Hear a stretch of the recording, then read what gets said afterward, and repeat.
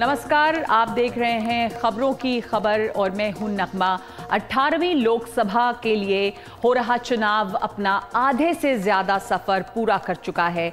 तीसरे चरण में आज 93 सीटों पर मतदान पूरा होने के साथ ही 543 सदस्यों की लोकसभा की 284 सीटों के लिए चुनाव का काम पूरा हो गया है। लोकसभा में जो 284 सीटों के लिए चुनाव का काम पूरा हुआ है। लोकसभा में बहुमत के लिए 272 सदस्यों की जरूरत होती है और 282 सीटों पर मतदान पूरा हो गया है। अब बाकी 4 चरणों में 259 सीटों पर मतदान होना है। तो आज प्राइम टाइम में हम इस आधे से ज्यादा चुनाव का पूरा विश्लेषण करेंगे और हमारे साथ होंगे 3 खास मेहमान। संजय कुमार हमारे साथ हैं जो चुनाव विश्लेषक हैं। हमारे साथ नीरजा चौधरी स्टूडियो में जुड़ रही हैं, वरिष्ठ पत्रकार, और साथ साथ हमारे साथ हैं संदीप शास्त्री, चुनाव विश्लेषक। तो लोकसभा चुनाव के जो 4 सबसे बड़े चरणों में से 3 पूरे हो चुके हैं, उसमें आज तीसरे दौर में 61.45% वोट पड़े हैं, जबकि 2019 में तीसरे दौर में 66.9% 66.9% वोट डाले गए थे। तो आप देख रहे हैं कि ये वोट परसेंट जो है वो कम हुआ है।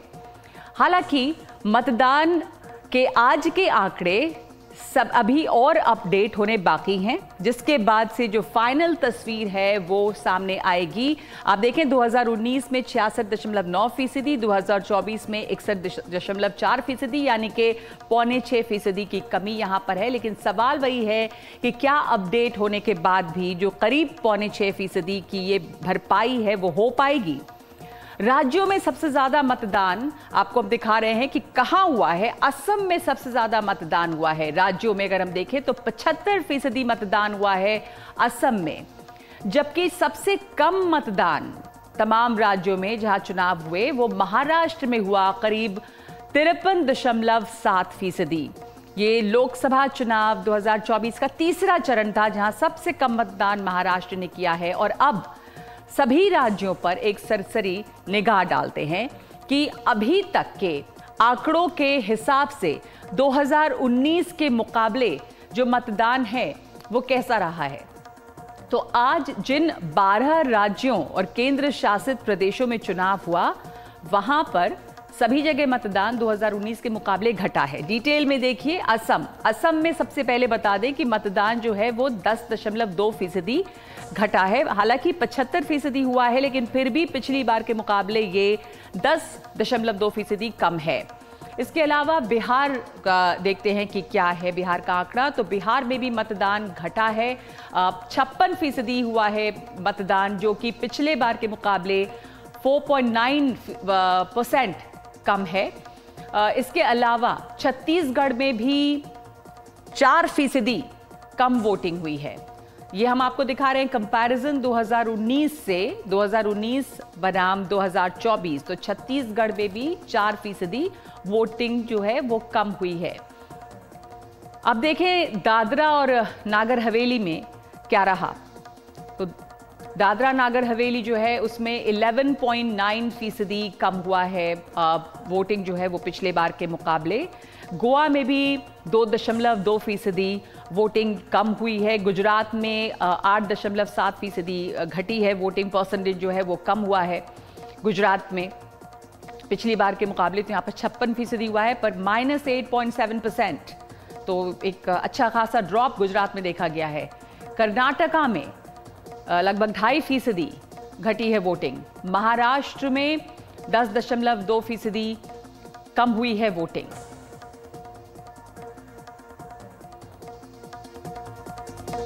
तो देखिए ये 54% और पिछले बार के मुकाबले 10.2% कम है। मध्य प्रदेश में भी पिछले बार के मुकाबले 4.2% कम वोटिंग। इस बार 63% वोटिंग हुई है मध्य प्रदेश में, लेकिन ये पिछले बार के मुकाबले कम है, 4% कम। उत्तर प्रदेश में भी वोटिंग कम हुई है, यानी कि सभी राज्यों में वोटिंग कम हुई है 2019 के मुकाबले। तो उत्तर प्रदेश में भी -3.9%, लगभग 4% वोटिंग कम हुई है पिछले चुनाव के मुकाबले। तो 56% वोटिंग रही है उत्तर प्रदेश में, लेकिन ये 3.9% कम है। इसके बाद आपको दिखाते हैं कि पश्चिम बंगाल का आंकड़ा क्या रहा। पश्चिम बंगाल में हालांकि इस बार वोटिंग अच्छी हुई है बाकी राज्यों के मुकाबले, लेकिन 7.8% घटा है वोट डालने का प्रतिशत जो है। मतदान 7.8% कम हुआ है पश्चिम बंगाल में। हालांकि मतदान यहाँ पर फिर भी अच्छा हुआ है। इसके अलावा आप देखें कि आपको हमने दिखाया पश्चिम बंगाल, लेकिन अब ये भी देखते हैं कि किस लोकसभा सीट में सबसे अधिक मतदान हुआ। तो ये बहुत दिलचस्प है कि असम के धुबरी में 79.7% वोटिंग यहाँ पर हुई है। सबसे ज़्यादा मतदान जो है वो असम के धुबरी में हुआ है।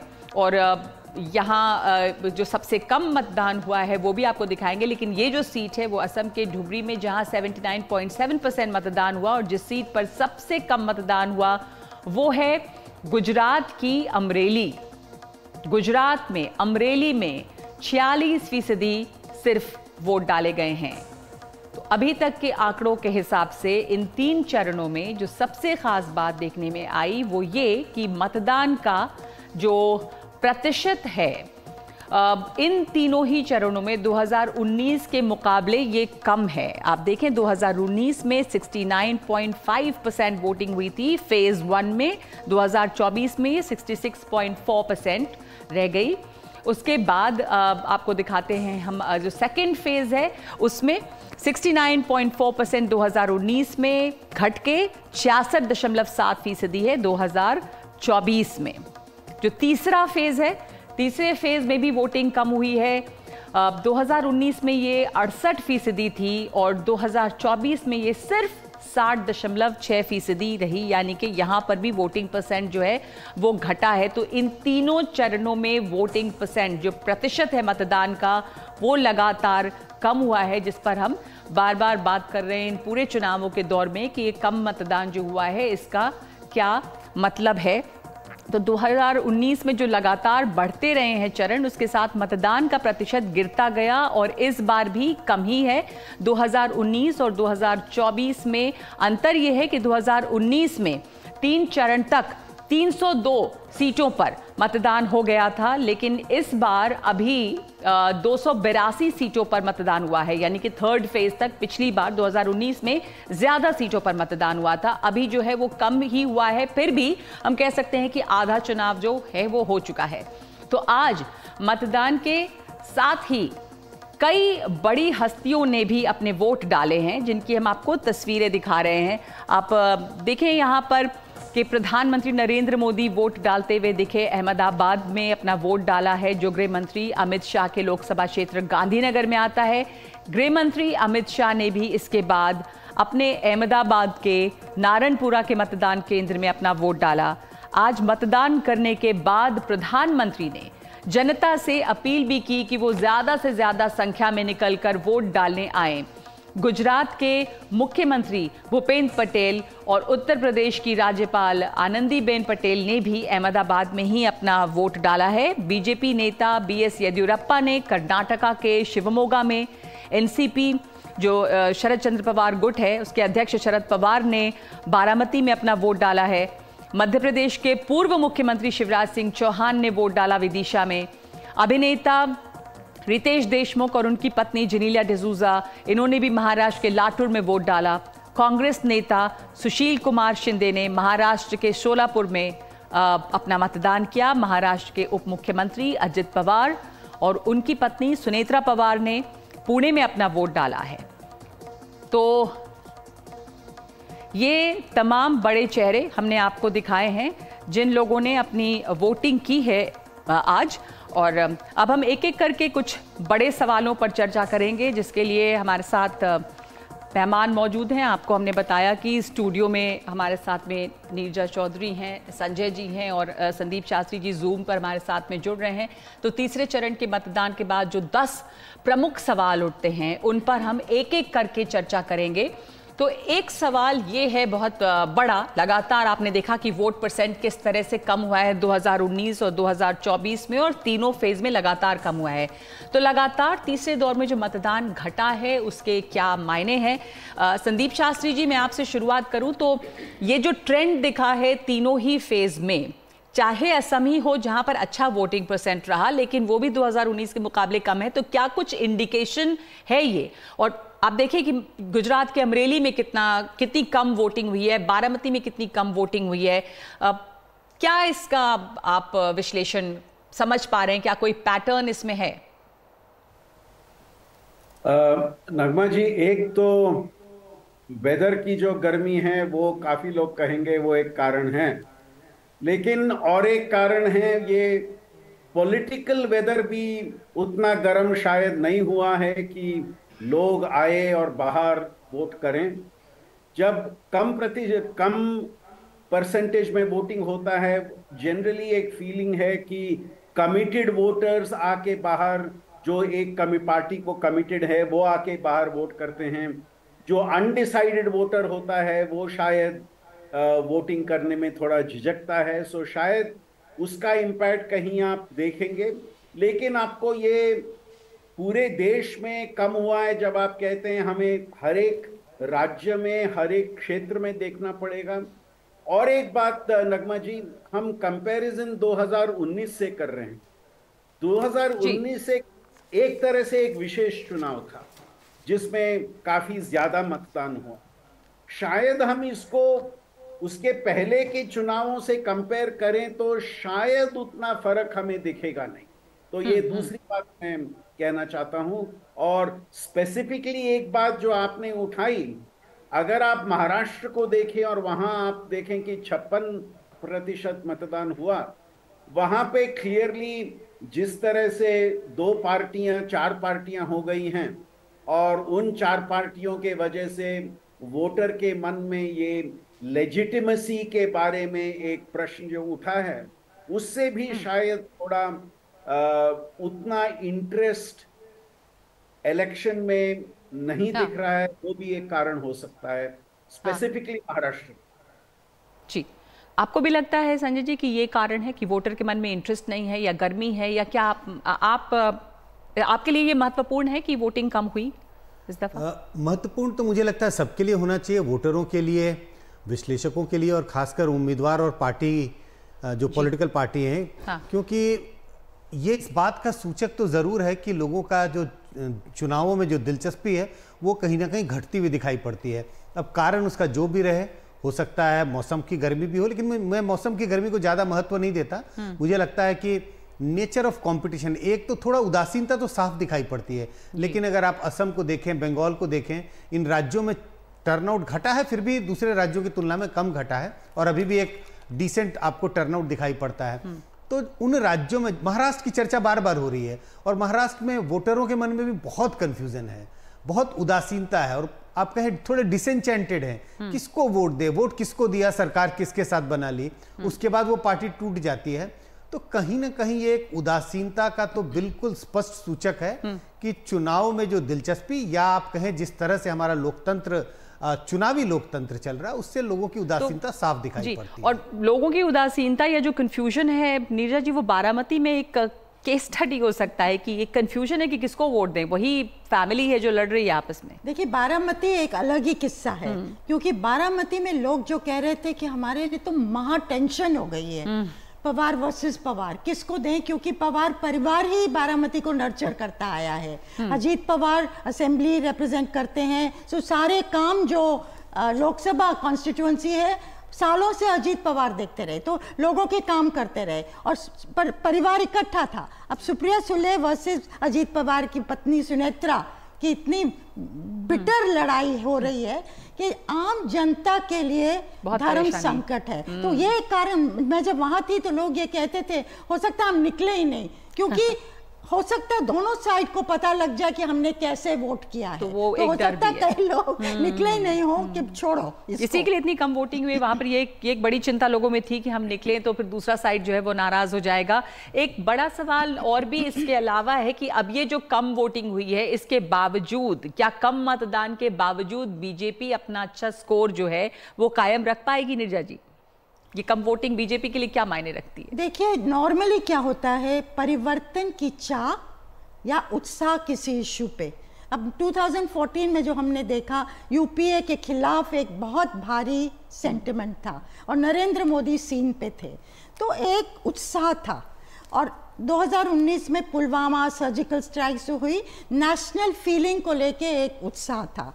इस इलेक्शन में कोई वेव नहीं दिख रहा है, लेकिन इसका मतलब ये नहीं कि लोग बीजेपी के लिए नहीं वोट करेंगे, पर जिस तरह से नॉर्मली होता है ना, उस तरह का नहीं है। तो ना हिंदू मुस्लिम था, फर्स्ट 2 फेजेस में हिंदू मुस्लिम नहीं था, लेकिन अब उसको एक टर्न दे रहे हैं। वो उतना हो नहीं पाया वैसे पोलराइज, अब कितना, हाँ, उतना नहीं हो पा रहा है, बावजूद इसके कि कोशिश की जा रही है। जी, लेकिन फिर भी जैसा मैंने कहा, उसके अंदर भी एक कॉम्प्लेक्सिटी है। मान लीजिए मुजफ्फरनगर की सीट ले लीजिए, तो वहाँ तकरीबन जब आंकड़े आए थे 60-61% था, तो लोगों से बात करके पता लगा कि मुस्लिम मोहल्लों में जबरदस्त लोग निकले हैं, उनकी 70-80% वोटर निकला है, तो लेकिन हिंदू मोहल्लों में नहीं निकले उतने लोग, नहीं निकले, तो 40 से 50% जी। तो इसी से जुड़ा ये जो हम लोग अभी देख रहे थे संजय जी, जो वोटिंग भी हुई है उसमें आप देखें तो असम में बहुत ज्यादा वोटिंग हुई है और असम के भी धुबरी में वोटिंग हुई है। बंगाल में भी जो सीटें इस बार थी वो बहुत मुस्लिम बहुल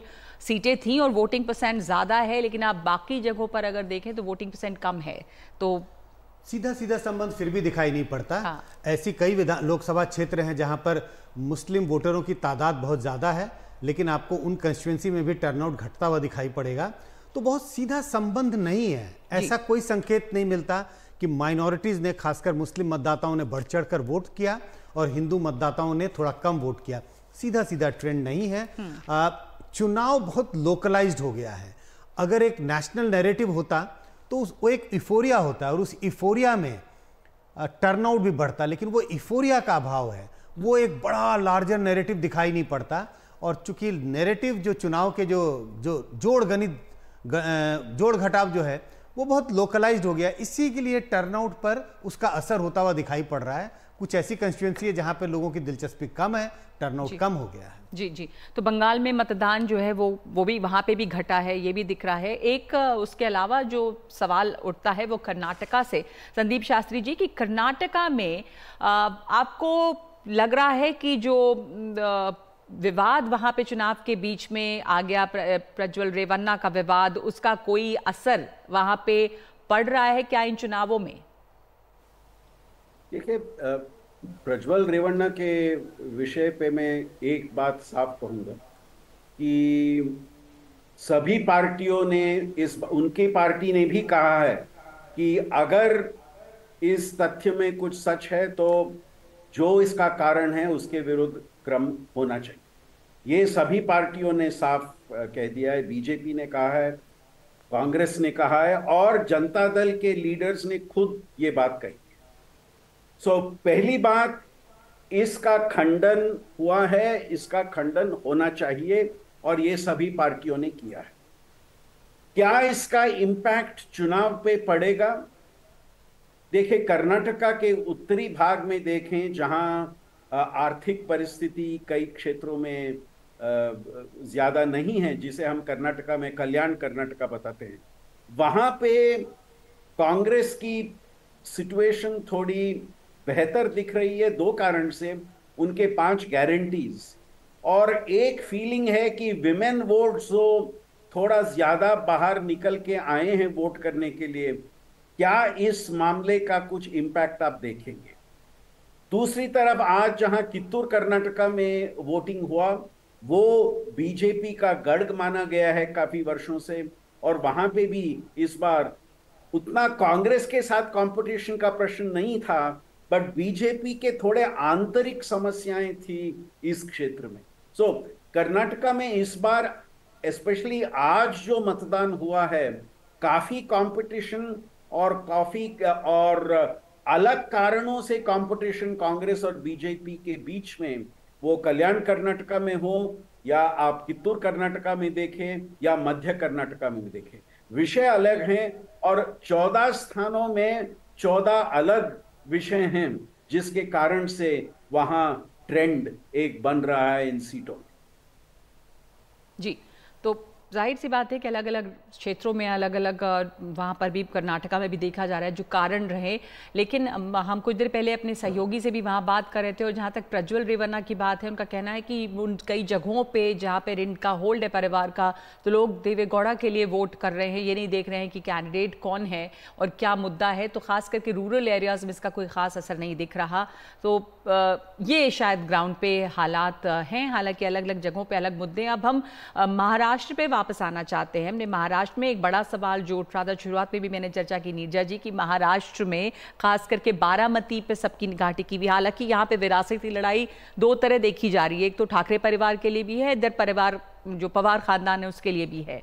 तो बारामती में चाचा या भतीजा, ये जो सवाल है एक बना हुआ है, एक शरद पवार के लिए क्या सिंपैथी वेव वहां पर है, अजीत पवार के लिए लोग क्या कहते हैं, वो पावर में है, लोग उनकी ओर भी देख रहे हैं मदद के लिए, लेकिन शरद पवार बुजुर्ग हैं, उनके लिए क्या भावना है, बीच में वो बीमार भी पड़े। मैंने जैसे सतारा, पुणे, ये बारामती, ये वेस्टर्न महाराष्ट्र की जो सीटें हैं जहाँ की शरद पवार का ट्रेडिशनली होल्ड रहा है जी, वहाँ लोगों से अगर गांव में भी बात करिए तो बहुत लोगों को अच्छा नहीं लग रहा कि इस उम्र में शरद पवार को दुख दिया जाए जब उन्होंने हमारे लिए इतना कुछ किया है।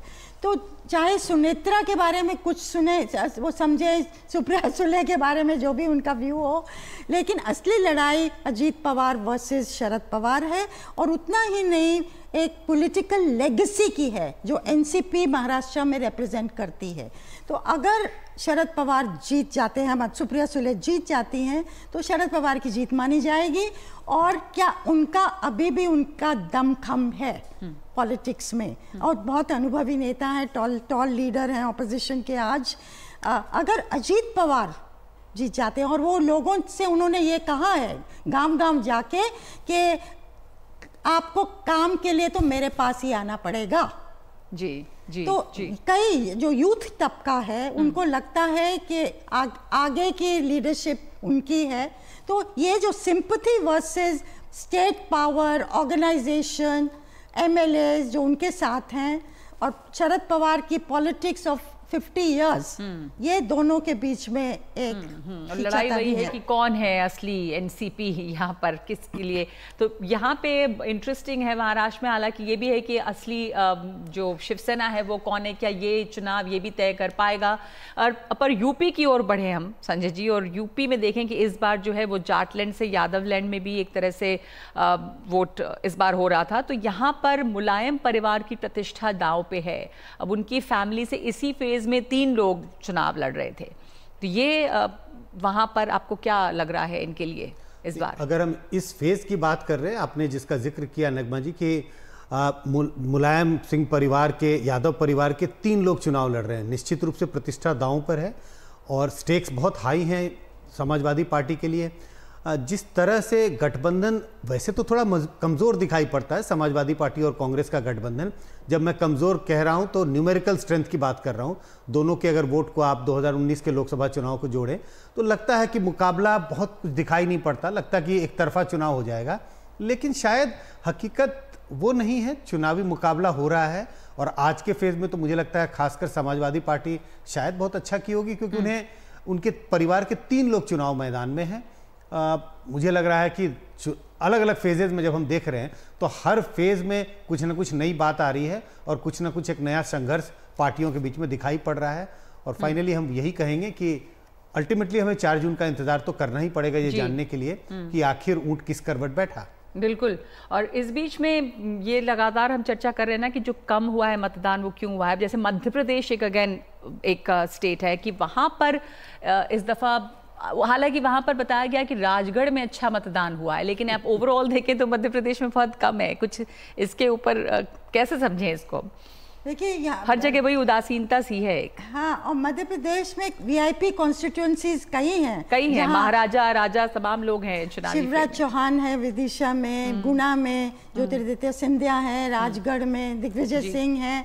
तो क्या इन कॉन्स्टिट्यूएंसीज में होने वाला है? ये बहुत इंटरेस्टिंग खबर है कि दिग्विजय सिंह की कॉन्स्टिट्यूएंसी में बड़ा है मतदान। क्यों इन दिग्गजों का फ्यूचर क्या होगा ये आज डिसाइड करेगा। हाँ, और अभी तक जो जिस तरह से वोटिंग रही है या जो सामने आप लोगों को संजय जी कई सारे आंकड़े भी आ रहे होंगे, क्या बीजेपी का मुकाबला कर पाएगी कांग्रेस? ये भी एक सवाल उठ रहा है, क्योंकि बहुत तरह की बातें इस चुनाव के बीच में शुरुआत में क्या था, लेकिन धीरे धीरे क्यों होपफुल भी हुई दूसरी जो अलायंस है। तो क्या लग रही है स्थिति इस वक्त? हम मध्य प्रदेश की बात कर रहे थे, तो अगर बीजेपी का कोई मुकाबला कर सकती है तो कांग्रेस ही कर सकती है मध्य प्रदेश में, क्योंकि बाइपोलर कंटेस्ट है, एक तरफ बीजेपी एक तरफ कांग्रेस है। सवाल यह है कि क्या कांग्रेस इतनी मजबूत उभर के आई है? कुछ राज्यों में ऐसा लगता है कि 2019 की तुलना में कांग्रेस थोड़ी ज्यादा मजबूत दिखाई पड़ती है। क्या इतनी मजबूत हुई है कि बीजेपी को परास्त कर देगी? क्या इतनी मजबूत हुई है कि बीजेपी को कड़ा टक्कर दे रही है? कहना थोड़ा मुश्किल है, लेकिन हाँ ये जरूर है जिस तरह का चुनाव 2-3 महीने पहले दिखाई पड़ता था, आज चुनाव की सूरत थोड़ी बदली सी दिखाई पड़ती है। और एक जो तीसरे चुनाव की सूरत थोड़ी बदली सी दिखाई देती है, तो तीसरे चरण तक की जो वोटिंग हुई है या जो तीसरे चरण की वोटिंग है, संदीप जी, वो किसके लिए खतरे की घंटी लगती है आपको? कम वोटिंग जो ये जनरलाइज करना थोड़ा मुश्किल होगा कि इन 3 चरणों में जिस तरह से मतदान हुआ है उसके लिए उससे नुकसान ज्यादा किसको है या फायदा ज्यादा किसको है। ये बात जरूर करूंगा कि मतदार को नुकसान हुआ है क्योंकि वो ज्यादा संख्या में वोट करने आया नहीं है, लेकिन पक्ष पे उसका इन्फ्लुएंस आपको ये कॉन्स्टिट्यूएंसी बाय कॉन्स्टिट्यूएंसी देखना पड़ेगा। राज्य और राज्य भी नहीं देख सकते, राज्य के अंदर रीजन बाय रीजन देखना पड़ेगा। जैसे नीरजा जी ने अभी कहा, जहां प्रोमिनेंट कंटेस्ट हो रहे हैं वहां पे किस तरह से मतदान हुआ है। सो ये कोई जनरलाइज करना काफी मुश्किल है कि कम मतदान से क्या हम कंक्लूजन ड्रॉ कर सकते हैं, क्योंकि कोई एम्पिरिकल एविडेंस तो नहीं है कि ज्यादा मतदान हो तो रूलिंग पार्टी को फेवर हो या कम मतदान हो को ऑपोजिशन को फेवर हो। ऐसा कोई ट्रेंड तो हम क्लियरली बता नहीं सकते हैं, लेकिन इंपॉर्टेंट एरियाज में इसका इम्पैक्ट आप देख सकते हैं। जैसे मैंने कहा, आप अगर कर्नाटका की बात करें, जहां पे प्रमुख कैंडिडेट्स थे वहां पे थोड़ी मतदान फर्स्ट राउंड में हो सेकंड राउंड में हो थोड़ी ज्यादा हुई है। जहां लगा था कि कैंडिडेट्स उतने प्रोमिनेंट नहीं हैं वहां पे थोड़ा कम मतदान हुआ है। सो इस फैक्टर को आप कर्नाटका में क्लियरली देख सकते हैं। The nature of contest constituency में जैसे हुआ उसका इंपैक्ट आप वोटर टर्नआउट में भी देख सकते हैं। जी जी, और आखिरी बड़ा सवाल यही कि ये जो 3 चरण के चुनाव हुए हैं अभी, उनको देखकर क्या समझ में आ रहा है अभी तक? अगर संजय जी एक ओवरऑल, अभी तो कई फेजेस बाकी हैं, लेकिन अभी जो हुआ है एक बड़ा ट्रेंड, इसमें से कुछ इंपॉर्टेंट बातें क्या समझ में आई हैं अब तक? मुझे लगता है सबसे इंपॉर्टेंट बात यह है कि चुनाव जितना नेशनल 2019 के चुनाव थे या 2014 के चुनाव में जितना एक नेशनल बड़े मुद्दे पे चुनाव लड़ा जा रहा था, बीजेपी को उम्मीद थी कि इस बार का चुनाव भी एक नेशनल मुद्दे पे लड़ा जाएगा, कम से कम राम मंदिर का एक बड़ा मुद्दा होगा। लेकिन चुनाव उस ओर जाता हुआ दिखाई नहीं पड़ रहा है। 3 चरणों के चुनाव में यही दिखता है कि चुनाव नेशनल न होकर काफ़ी लोकलाइज्ड हो गया है। और आप देखें किस तरह से, और थोड़ा सा आप देखें कैसे बीजेपी एक कांग्रेस के पिच पर एक तरह से खेलने लगी है। कहने का मतलब है नैरेटिव कांग्रेस सेट कर रही है। अगर आप रिजर्वेशन के मुद्दे की बात करें तो कांग्रेस बार बार इस बात का जिक्र कर रही थी ओबीसी सेंसस होना चाहिए, और सोशल जस्टिस के मुद्दे को उन्होंने पकड़ के रखा हुआ था। और आज आप देखें तमाम बीजेपी के नेताओं के भाषण में उसको रिस्पॉन्ड किया जा रहा है अलग अलग तरीकों से, लेकिन चुनाव इस तरह से मुझे बदलता हुआ दिखाई पड़ा है। संदीप जी, आपको भी लगा कि कुछ इस तरह से बदला है, या आप अग्री करते हैं इस बात से कि अब ये लग रहा है कि कोई एक बड़ा इमोटिव नेशनल इशू यहाँ पर नहीं मिला और कांग्रेस इस वक्त एक नैरेटिव सेट कर रही है, बीजेपी रिस्पॉन्ड कर रही है, चाहे वो जातीय समीकरण की बात हो, और जैसे राम मंदिर से उम्मीद थी कि एक ऐसा मुद्दा होगा जो पैन इंडिया जिसकी अपील होगी, ये ऐसा मुद्दा बनकर उभरा नहीं।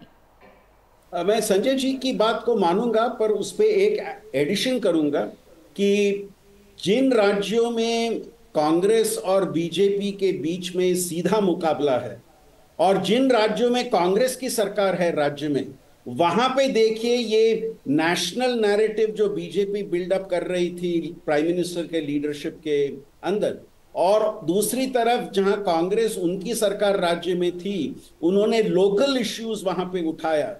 तो इन राज्यों में नैरेटिव एक नेशनल वर्सेस लोकल हो गया है, और जहां पे रीजनल पार्टीज का भी सरकार है, उन राज्यों में भी जहां बीजेपी के साथ इन रीजनल पार्टीज का मुकाबला है, उन्होंने वहां पे भी उसको रीजनल वर्सेस नेशनल एक कंपटीशन बना दिया है। ये आप पहले 3 चरण में देख रहे हैं। अब आगे के चरणों में क्या बीजेपी हो, कांग्रेस हो, क्षेत्रीय पार्टियां हो, अपना रणनीति बदलेंगे ताकि जो विषय वो उठाना चाहते हैं उसको ज्यादा इंपॉर्टेंस मिले, ये देखना पड़ेगा। पर फर्स्ट 3 राउंड्स में जैसे संजय जी ने कहा, क्लियर ट्रेंड दिख रहा है, स्पेशली उन राज्यों में जहां कांग्रेस की सरकार हो या रीजनल पार्टीज की सरकार। नीरजा जी, आपको लग रहा है आने वाले दिनों में कुछ बदलेंगे मुद्दे? देखिए, 2 चीजें मुझे लगती हैं। एक तो कि ऑपोजिशन लड़ रही है। जब चुनाव शुरू हुआ ऐसा लगता था कि ऑपोजिशन ने हथियार डाल दिए हैं और ये वन साइडेड होगा, लोगों ने मतलब बोर हो गए थे लोग। हाँ। कहानी खत्म है, हमको पता क्या होने वाला है। लेकिन ऑपोजिशन टक्कर दे रही है कई जगह पे, और लोगों का असंतोष भी लोग बता रहे हैं। अब टक्कर का मतलब जरूरी नहीं कि विक्ट्री उनके फेवर में, बट कई स्टेट्स में, नॉर्थ इंडियन मतलब रेस में है वो, ऐसा लग रहा है। हाँ, रेस में कई जगह है। तो महाराष्ट्र हो गया, बंगाल हो गया, हरियाणा हो गया, राजस्थान हो गया, इन स्टेट्स में जहां अनएक्सपेक्टेड था। कर्नाटक तो है ही। तो दूसरी चीज है, जैसे संजय जी ने कहा कि जैसे जैसे चुनाव आगे जा रहा है, नैरेटिव भी बदल रहा है। नैरेटिव कॉन्स्टिट्यूशन के इर्द गिर्द, जो कि कांग्रेस ने अपना मुद्दा बनाया है, और दलित टोलों तक ये बात चली गई है कि क्या कॉन्स्टिट्यूशन को बदला जाएगा, 400 सीटों का मतलब क्या है, हमारा आरक्षण तो नहीं खत्म हो जाएगा, ये बात चली गई है।